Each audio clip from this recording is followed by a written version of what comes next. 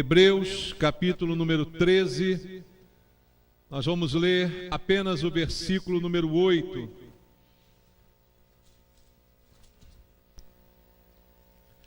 Hebreus, capítulo 13, verso número 8. A palavra de Deus diz: Jesus Cristo, ontem e hoje, é o mesmo e o será para sempre. Amém. Pai, eu creio na Tua palavra. E agora, Senhor, nós queremos ouvir a Tua voz nesse lugar, ler, entender e praticar aquilo que a Tua palavra vai falar ao nosso coração. Esse é o nosso propósito, Pai. Não estamos aqui para ouvir homens com doutrinas humanas, histórias e filosofias do mundo, mas a palavra que procede do Senhor, que edifica, que traz fé, que é o alimento para o nosso espírito. Alimenta-nos, Senhor, essa noite. Por misericórdia e graça, usa a minha vida, que eu seja um instrumento em Tuas mãos para ministrar a palavra, quebrando barreiras na unção do Teu Espírito, para que toda barreira de entendimento, distração, seja quebrada, Senhor, para que nós possamos ouvir a Tua voz nesse lugar. É o que eu Te peço em nome de Jesus. Amém. Podem sentar. Amados, aqui uma grande afirmação do autor de Hebreus sobre o Senhor Jesus. Ele diz textualmente: Jesus Cristo ontem e hoje é o mesmo e o será para sempre. Isso significa que não há nenhuma mudança em Jesus Cristo. Desde o tempo em que esteve aqui até o dia de hoje e até o porvir, Ele será sempre o mesmo, é a afirmação bíblica. Então, a nossa fé não está baseada apenas em fatos do passado, e nem também somente em acontecimentos do presente, mas também naquilo que ainda nos espera. Porque o mesmo Jesus que fez grandes coisas por nós no passado, continua fazendo no presente e certamente o fará no porvir. Isso é importante para nós como igreja entendermos, para que a nossa fé não dependa de circunstâncias, para que a gente creia no Jesus bíblico, no Jesus que a Bíblia nos revela, e não em um Jesus talvez imaginado por mentes humanas, mas sim no que a palavra de Deus nos revela sobre ele. Então, pelo que o texto me diz, Jesus está atuando ainda hoje. Ele é o mesmo ainda hoje e continuará atuando nos próximos dias e nos próximos anos. Isso mostra, irmãos, uma doutrina chamada de soberania de Deus, de que Deus está presente e atuando em todas as áreas. Não é como se alguns pensassem, né? Alguns pensam assim: Deus criou o mundo, largou o mundo à sua própria sorte, criou a natureza e suas leis, e agora nós estamos aí sendo regidos pelas leis da natureza. Não é verdade? Deus está reinando, Deus está presente, Deus está atuando e ainda vai atuar no futuro. Da mesma maneira que fazia no passado, continua fazendo e ainda vai fazer. Então nós temos que ter esta consciência. Ele age e continua agindo em favor daqueles por quem morreu. E isso é importante para a nossa fé. Deus continua reinando. Jesus, a Bíblia diz, é o Senhor e Rei, e Ele continua ativo e reinando, e vai reinar eternamente, segundo nos diz a palavra de Deus. Então, o nosso relacionamento, irmãos, não é com Jesus histórico, não é com uma fotografia, nem com uma estátua. O nosso relacionamento é com um Jesus real, um Jesus que ainda hoje está agindo. Não é com um Deus do passado que eu tenho dele uma vaga lembrança, mas é com um Deus real, que está conosco todos os dias, como prometeu, até a consumação dos séculos. Está hoje e estará também amanhã. Parece algo tão óbvio, mas para muitas pessoas que frequentam a igreja, talvez isso não seja tão óbvio assim. Talvez a gente tenha um relacionamento distorcido com um Deus imaginário, com alguma coisa que concebemos a respeito da divindade, que não é o que diz a Bíblia. Então é importante entender em quem eu tenho crido, como dizia o apóstolo Paulo. Eu sei em quem eu tenho crido. Paulo sabia em quem ele acreditava e por isso não tinha dia ruim para ele. Em toda e qualquer circunstância, ele dizia, eu já tive experiência. E tudo eu posso naquele que me fortalece. Porque tinha com Deus um relacionamento baseado numa fé viva, de um Deus vivo, que não estava apenas no passado, mas estava no seu presente e também guardando o seu futuro. Será que nós acreditamos em Jesus desta maneira? Será que eu e você acreditamos que Jesus está vivo? Às vezes as pessoas botam aquelas frases no carro, né? Jesus está vivo e hoje eu falei com ele. É verdade isso para você? Você já falou com Jesus hoje? Ele está vivo. Você pode falar com ele a qualquer momento. Ele é vivo, ele é real, ele é verdadeiro. Ele não está no passado e não estará apenas no seu presente, mas também no seu futuro. Então, tudo que a Bíblia fala sobre Jesus, se é verdade que nós lemos aqui, que ele é o mesmo, tanto no passado quanto no presente e também no futuro, aquilo que ele fez no passado, ele continua fazendo. Posso concluir isso? Aquilo que ele realizou, ele ainda hoje tem poder de fazê-lo. Ele ainda hoje é o mesmo para realizar. Então a minha fé tem que ser viva nesse Jesus vivo. E se Deus, naquele tempo, falava, hoje ele ainda fala. Você crê nisso? Por isso eu quero falar contigo algumas coisas que não estão relegadas ao passado, mas que ainda se fazem presentes e que ainda vão se fazer presentes para o futuro que nós temos pela frente.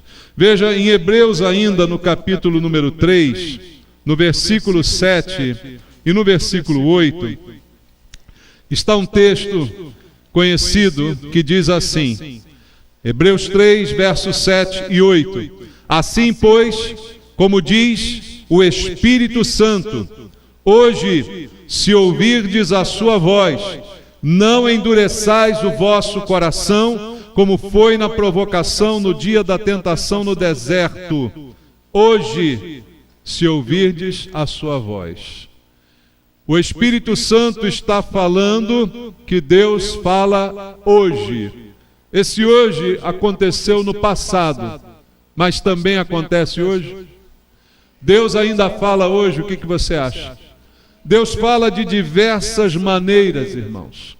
Mas o importante é que eu tenho que crer nisso.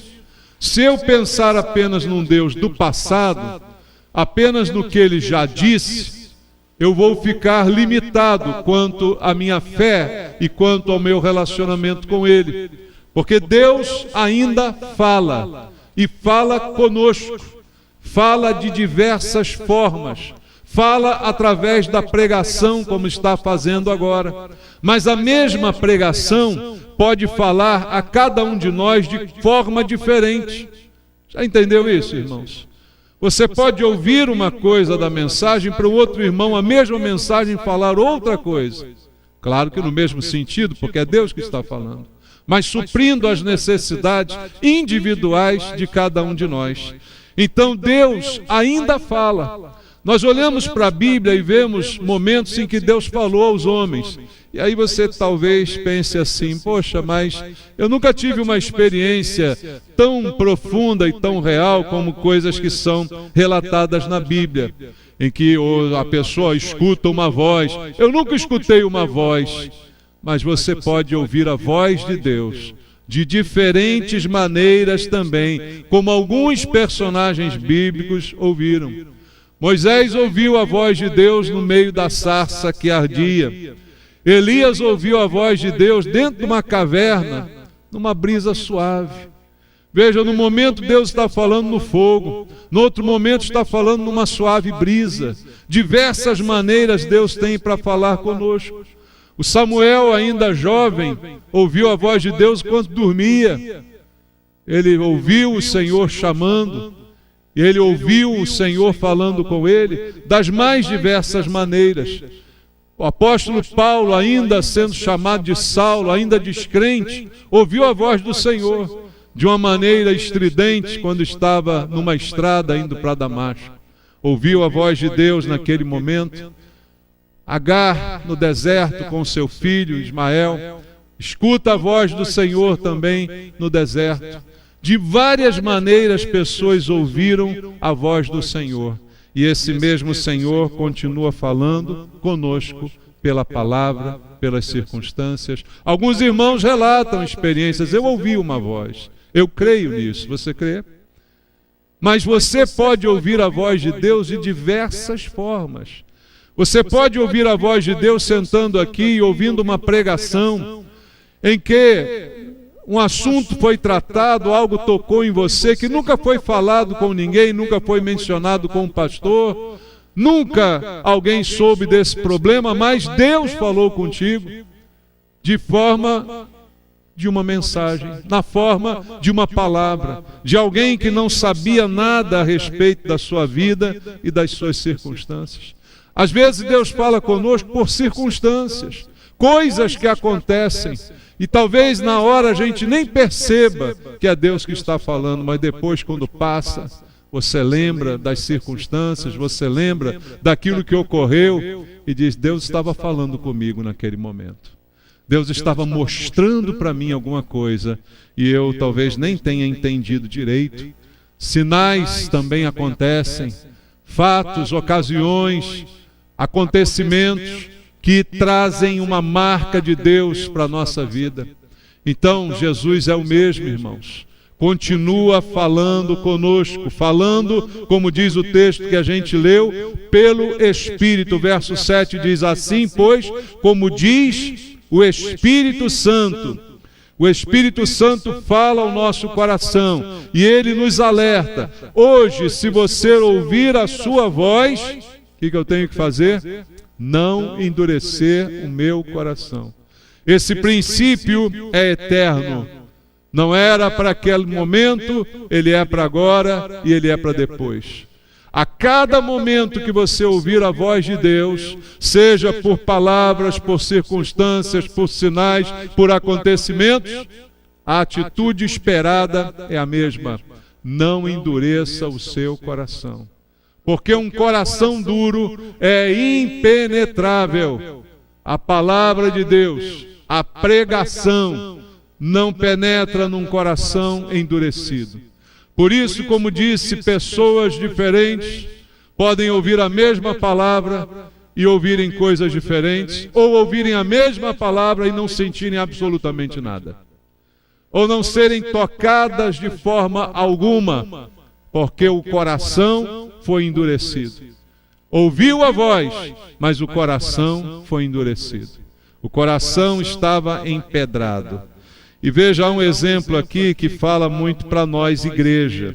Em Apocalipse, no capítulo 3, enquanto Jesus está mandando João escrever carta às igrejas, na sua última carta ele escreve à igreja em Laodiceia, que é considerada a igreja morna, aquela igreja que não vai nem deixa de ir, aquela igreja que não faz diferença. E aí no capítulo 3, no versículo 20, há um versículo que muitas vezes usamos na evangelização para falar com pessoas que não conhecem a Cristo, para dizer a elas: olha, Jesus está batendo na porta do seu coração.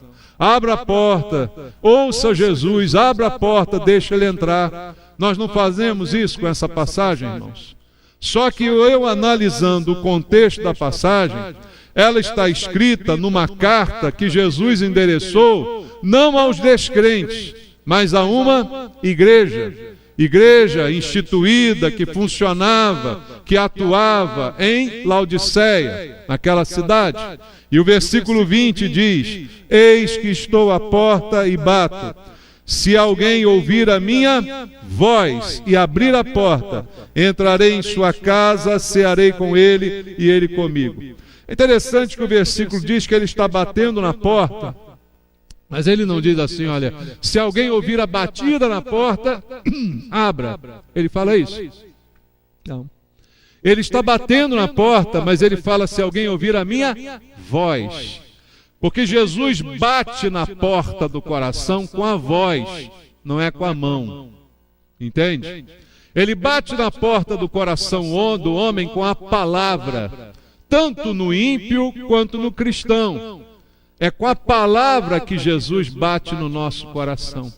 Mas o grave aqui é que ele está batendo no coração de uma igreja, de crentes. Podíamos ser nós aqui, uma igreja instituída, estabelecida, que funcionava, e faz diversas considerações a respeito da igreja, e no final diz, olha, eu estou do lado de fora, vocês estão aí dentro, mas Jesus está do lado de fora.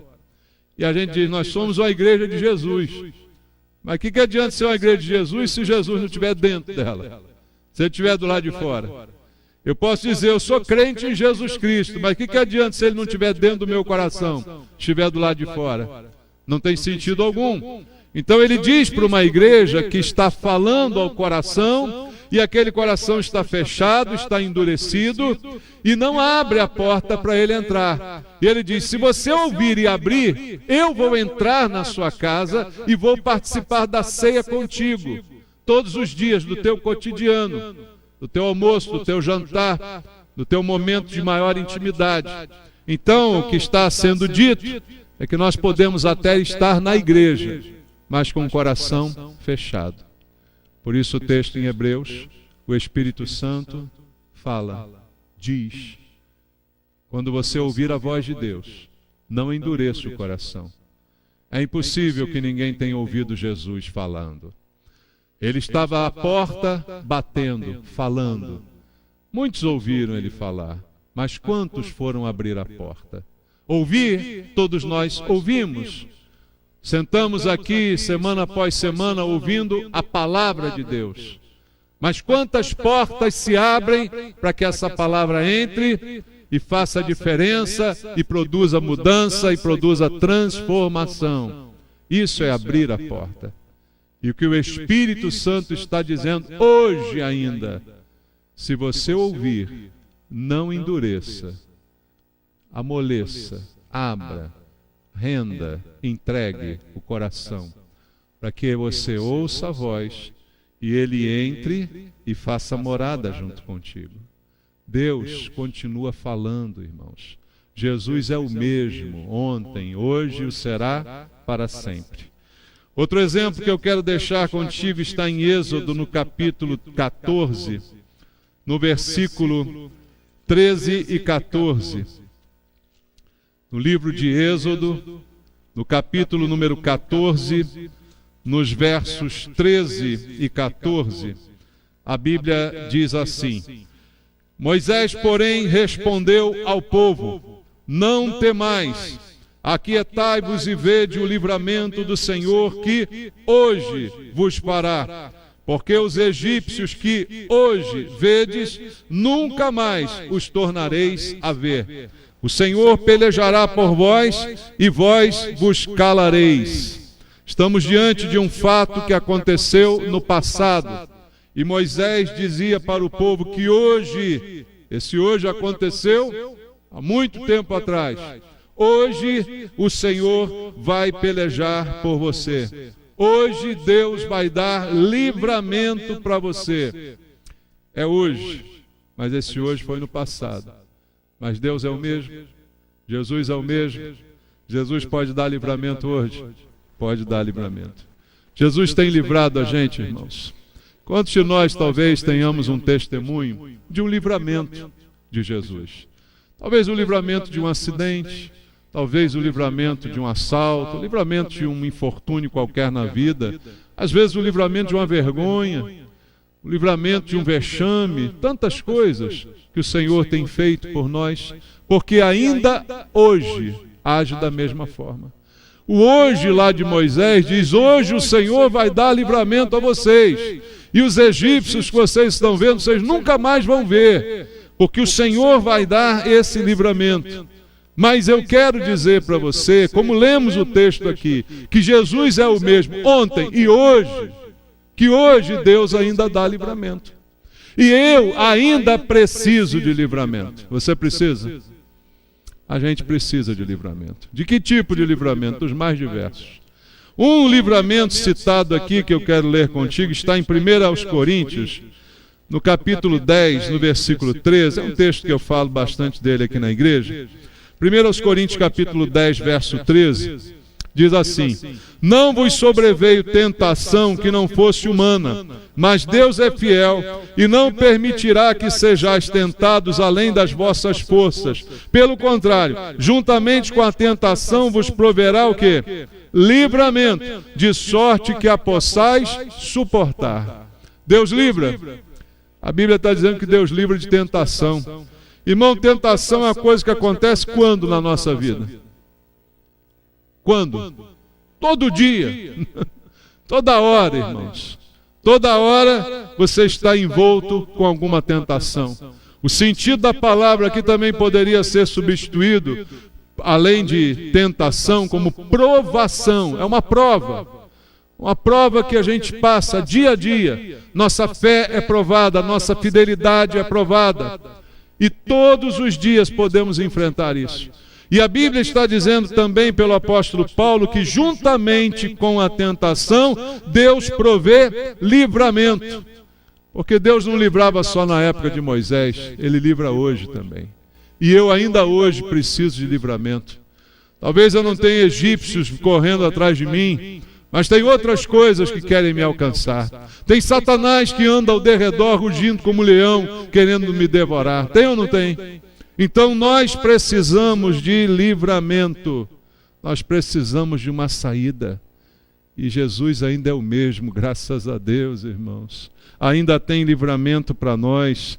Em 1º livro de Samuel, capítulo 23, versículo número 26, 1 Samuel, capítulo 23, verso 26 até o 29 diz: Saul ia de um lado do monte, Davi e os seus homens do outro. Apressou-se Davi em fugir para escapar de Saul, porém este e os seus homens cercaram Davi e os seus homens para os prender. Então veio um mensageiro a Saul dizendo: apressa-te e vem, porque os filisteus invadiram a terra. Pelo que Saul desistiu de perseguir a Davi e se foi contra os filisteus. Por esta razão aquele lugar se chamou Pedra de Escape. Subiu Davi daquele lugar e ficou nos lugares seguros de En-Gede.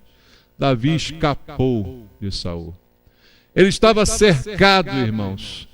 Foi por acaso que alguém chegou e disse: Saul, estão invadindo lá a cidade, vai lá. Deixa Davi para depois. Era aquele o momento de Davi se perder. Era aquele o momento que ele estava nas mãos de Saul. Mas aquele lugar se chamou Pedra de Escape, porque Deus dá livramento, Deus dá escape, irmãos. Quantas coisas talvez o inimigo já tenha tramado contra nós e Deus deu o escape. Às vezes sem a gente nem saber, né? Era o dia da derrota, era o dia da vergonha, era o dia da humilhação e Deus abriu as portinhas para um escape. E a gente escapou. E a gente conseguiu se livrar. Mesmo quando tudo parece perdido, Deus ainda livra. Ainda hoje dá livramento. E no futuro, continuará livrando. A palavra de Deus é para sempre, irmãos. Os princípios de Deus são eternos. Deus tem sempre lugares seguros para os seus servos.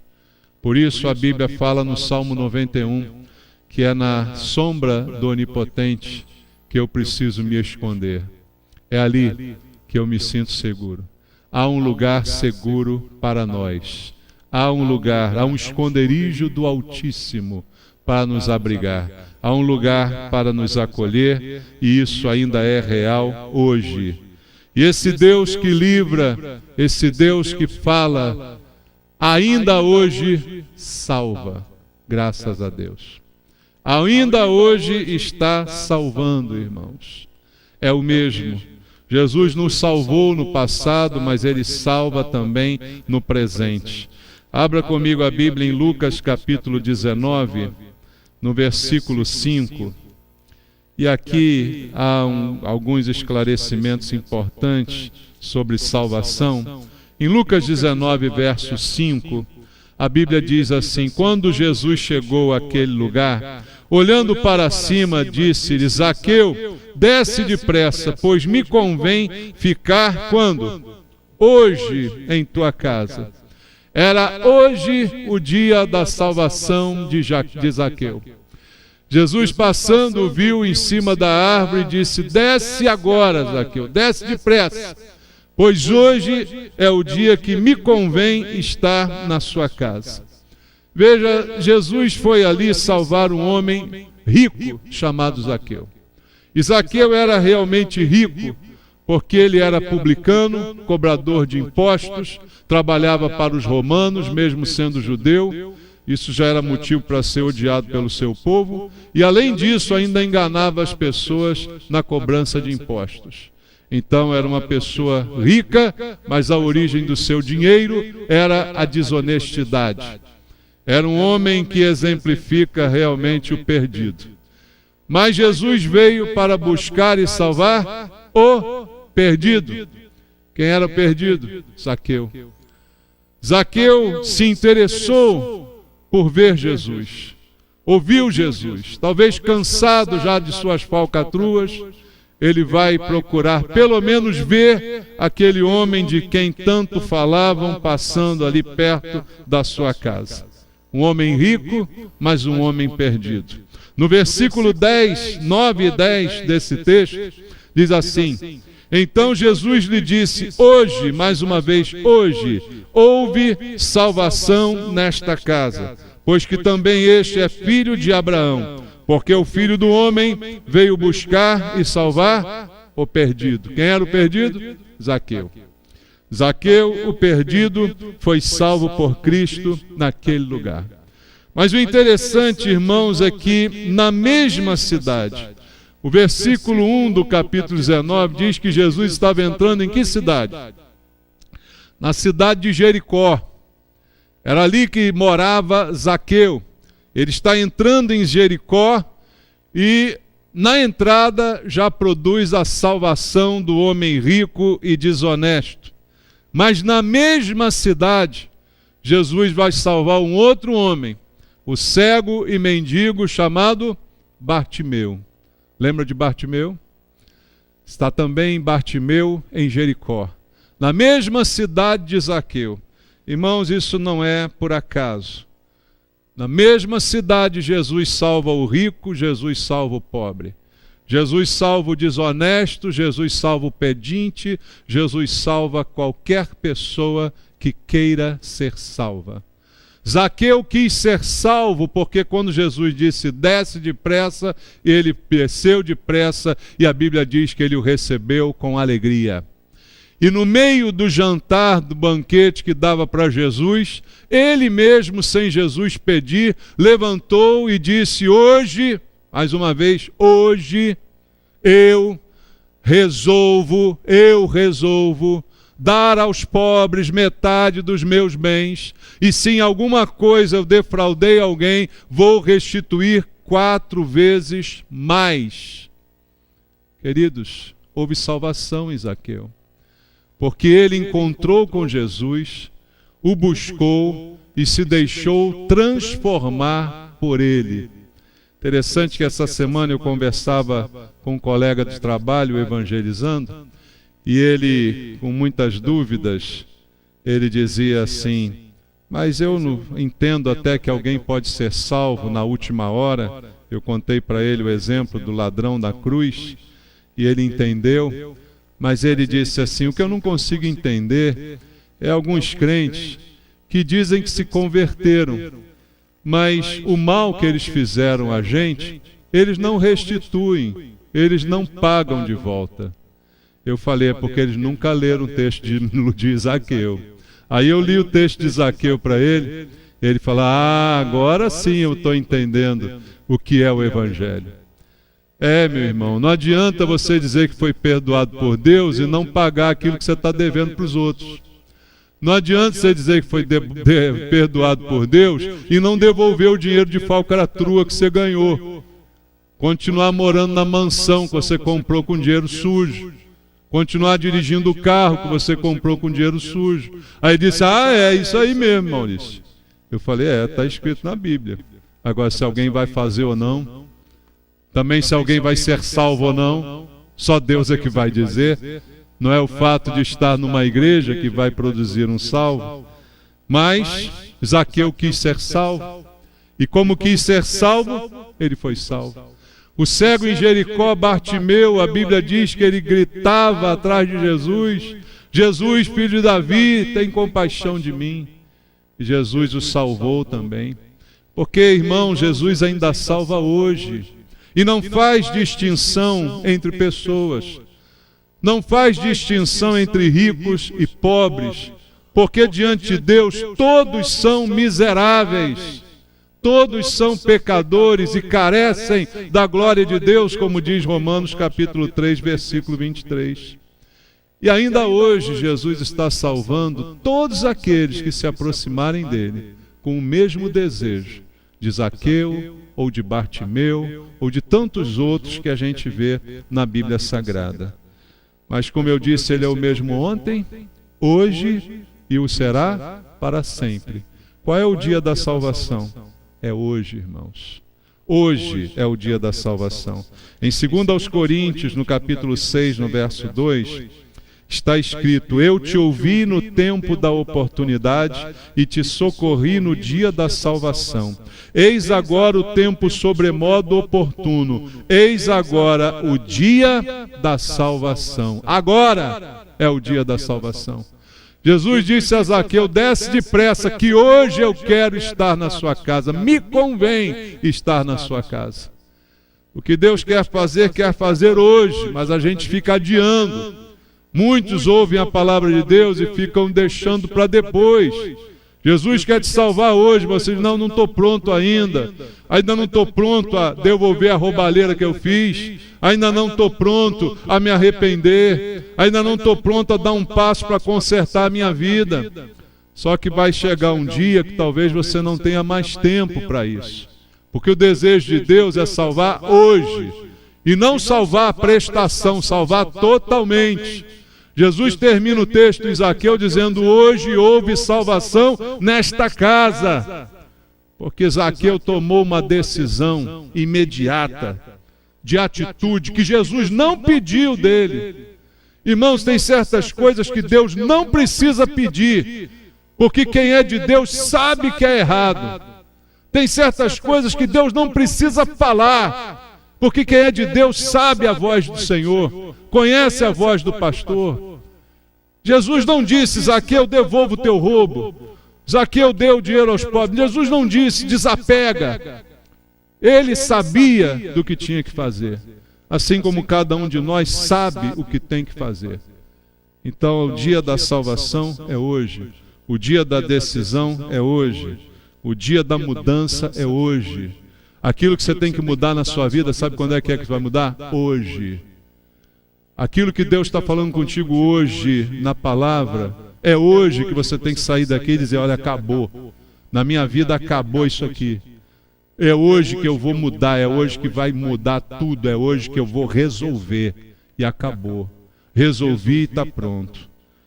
E esse mesmo Deus que fala, como nós vimos aqui, que livra, que salva, Ele também faz algo ainda hoje maravilhoso, que é restaurar o homem, restaurar o ser humano. Especialidade de Deus que ainda Ele faz hoje.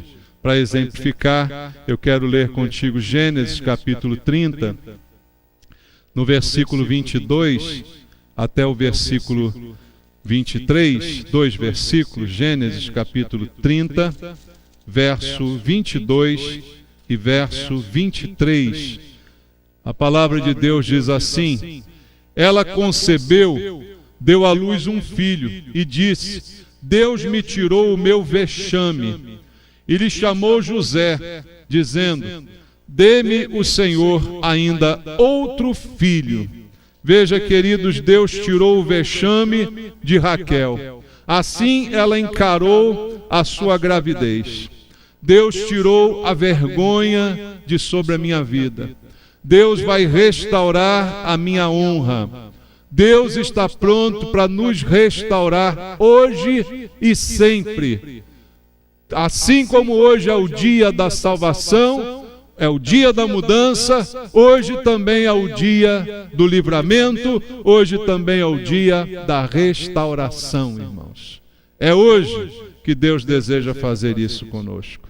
Veja, a Bíblia diz em 2 Coríntios, capítulo 5, versículo 17, texto que nós lemos aqui no último domingo, na segunda carta de Paulo aos Coríntios, no capítulo número 5, no verso 17, está escrito: e assim, se alguém está em Cristo, será nova criatura.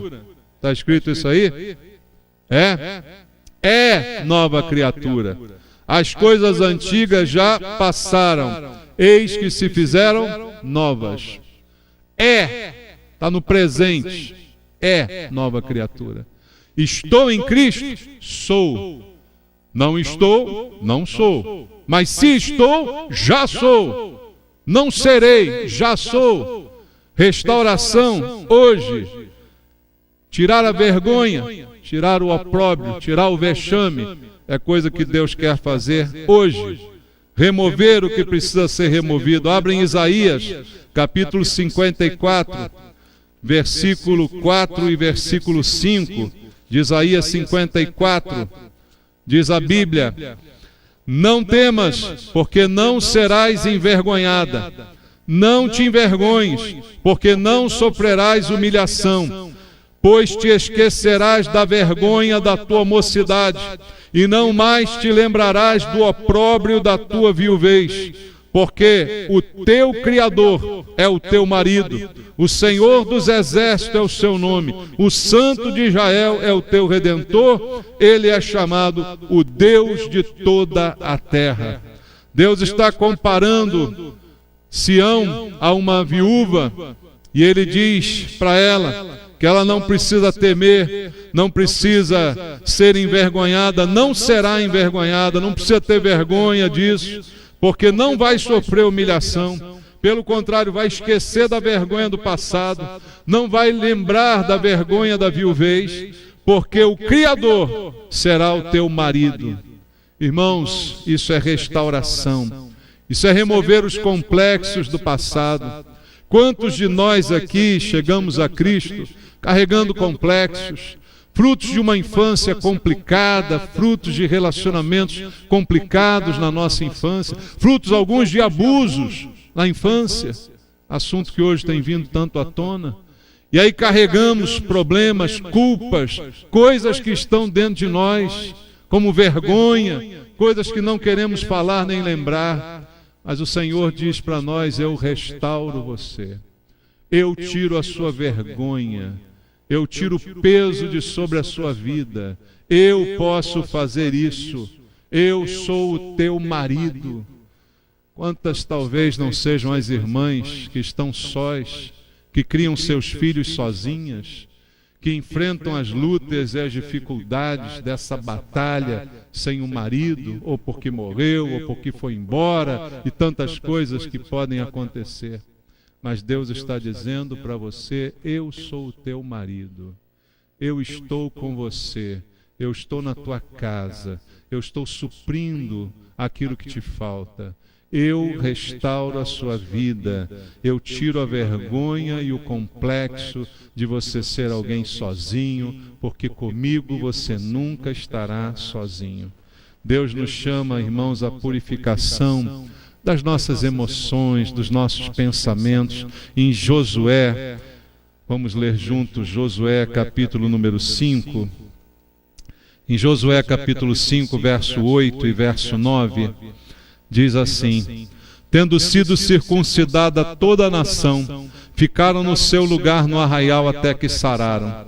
Disse mais o Senhor a Josué: hoje removi de vós o opróbrio do Egito, pelo que o nome daquele lugar chamou Gilgal até o dia de hoje.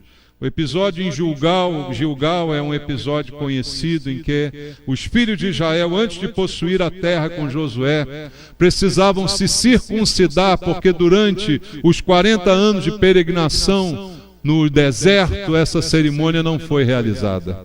E ali o local se chamou Gilgal, porque foi removido deles a vergonha do deserto, a vergonha do passado, e foram restaurados na sua aliança com Deus, para tomar a terra nova, para viver uma nova vida, para viver tudo de maneira diferente.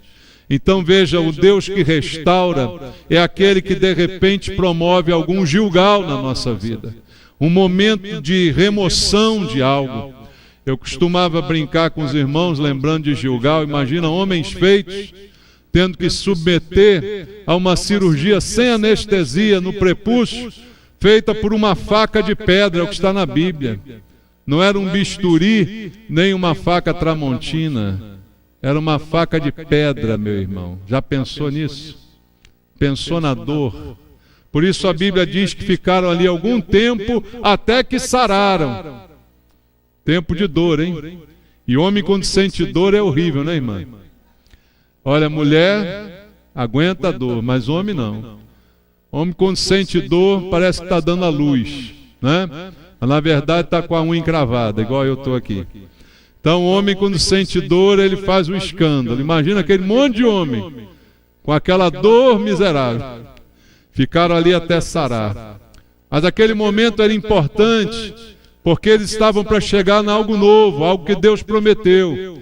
E a gente não vai avançar para algo novo antes de tirar da gente o que não presta, antes de tirar na gente o opróbrio, a vergonha do Egito, a vergonha de não ter obedecido a Deus, a vergonha de não ter feito o que devia ter sido feito, a vergonha de um passado que precisava ser removida para que eu pudesse viver um futuro novo. É isso que significa Gilgal, essa cerimônia aqui. E é isso que Deus faz quando quer restaurar a gente. Mas às vezes pode doer um pouquinho, às vezes pode doer até muito, mas é importante que dói, mas fica bom, tá bom? Aliás, Bertiolate vai voltar a arder, tá, irmãos? Mas é assim que acontece, é assim que acontece, e quando arde é bom, porque cura, porque muda, porque transforma, e isso é o que Deus deseja fazer e faz ainda hoje. Fez no passado e faz no presente. Para a gente encerrar, leia comigo Romanos capítulo 2, versículo número 29. Hoje, Deus não precisa mais circuncidar o prepúcio de nenhum de nós. Mas a Bíblia fala em Romanos capítulo 2, versículo 29, de uma nova circuncisão. Diz assim o Senhor através de Paulo: porém, judeu é aquele que o é interiormente, e circuncisão a que é do coração, do espírito, não segundo a letra, e cujo louvor não procede dos homens, mas de Deus. Hoje há uma nova circuncisão a ser feita, e uma circuncisão no coração. Algo tem que ser transformado aqui dentro. Como diz Deus, tira um coração de pedra, coloca um coração de carne. É um transplante, irmãos. E isso deve doer um pouquinho também. Então a circuncisão nossa é um novo coração que Deus quer colocar em nós, para restaurar, para apagar o passado, para tirar a culpa, para eu possa viver uma nova vida numa terra nova e boa que o Senhor preparou para mim. Essa nova aliança hoje nos chama para renovação, para transformação da nossa vida. Por isso Jesus foi o mesmo, é o mesmo e será sempre o mesmo, fazendo as mesmas coisas para que a gente viva cada vez melhor.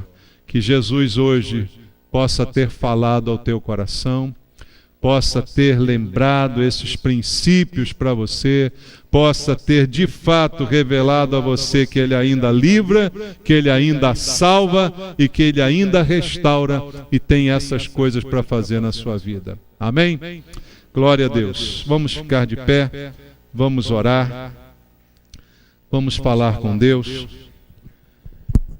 Que nessa oração você possa fazer uma reflexão da sua vida com Deus, uma reflexão daquilo que Deus falou ao seu coração hoje, daquilo que o Senhor tem realizado na sua vida, dos livramentos que Ele tem te dado, da salvação que Ele quer promover, da restauração que é obra de Deus na sua vida, e que você se coloque à disposição do Senhor.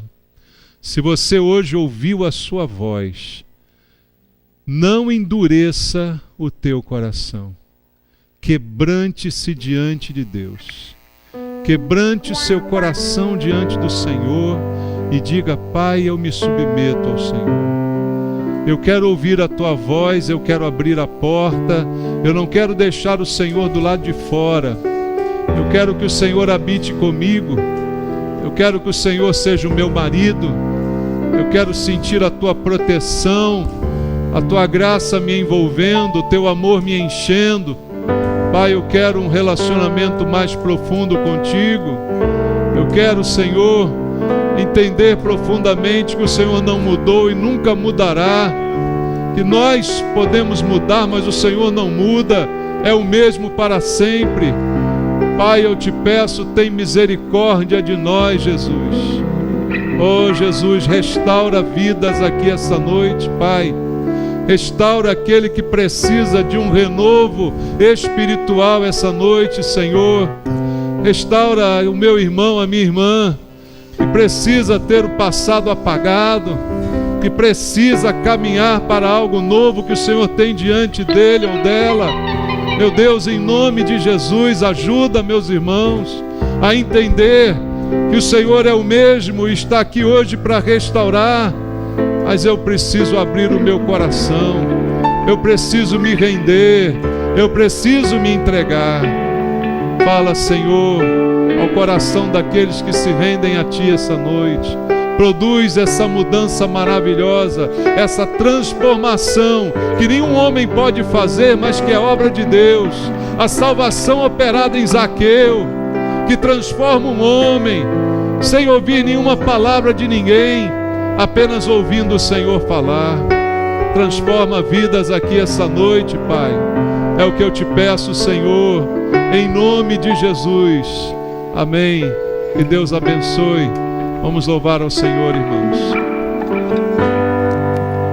Sopra, Espírito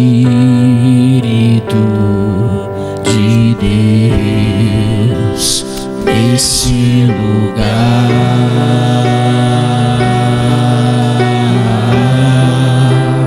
Com teu poder e tua graça, Vem avivar, Senhor. vem avivar. Viva os nossos corações, Pai. Sopra, Espírito de Deus, nesse lugar.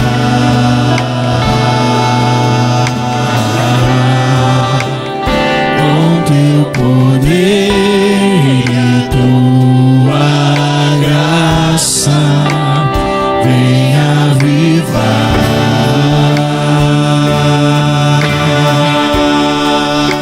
Sobre o vale de ossos secos, faz um exército se levantar.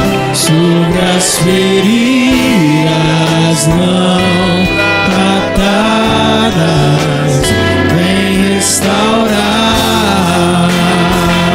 e curar. Sobre o vale de ossos secos, faz um exército se levantar. Sobre as feridas não tratadas, vem restaurar e curar.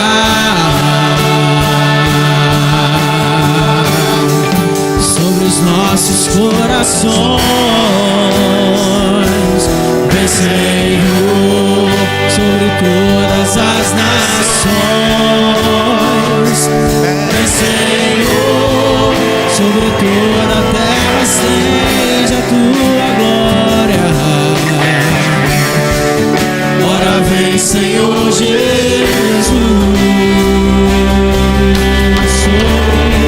sobre todos os corações.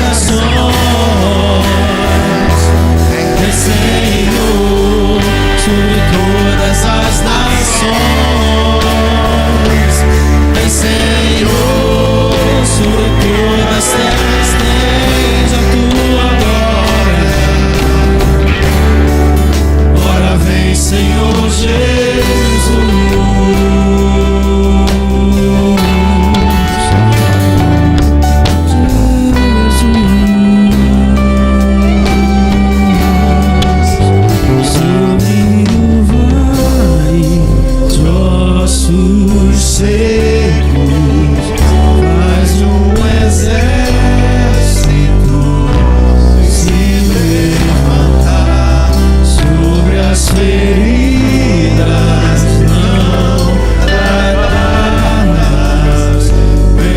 Restaurar